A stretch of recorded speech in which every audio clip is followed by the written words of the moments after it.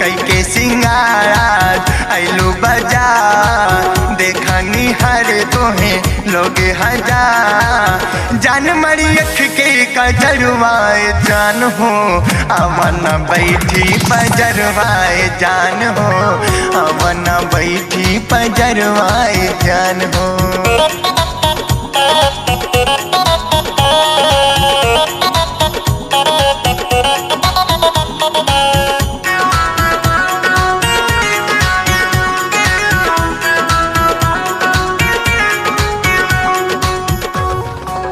गजबी सुहात बाटे होठे के लाली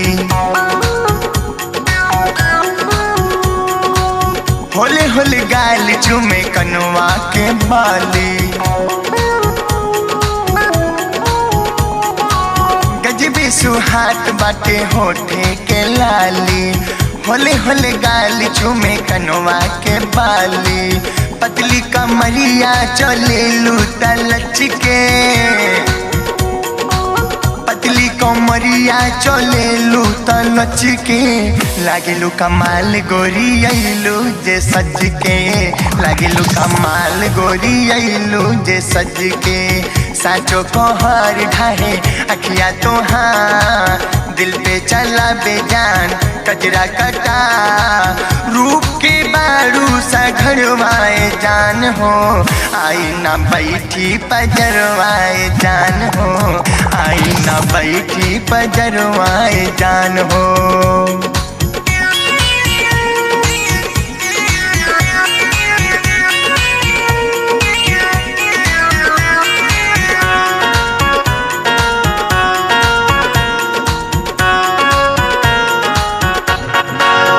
लागी फुर्सत में हो रचले विधाता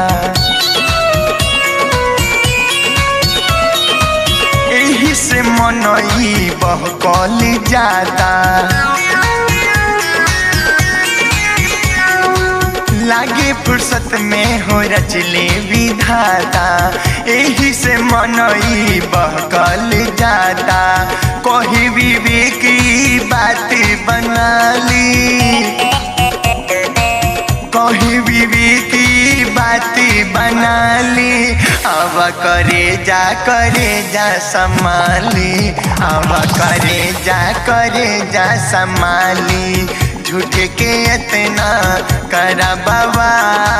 देखा न रसिया के कोयल का हाल तोरा ना ऐसे असरवाए जान हो अवन बैठी पजरवाए जान हो आई ना बैठी पजरवाए जान हो।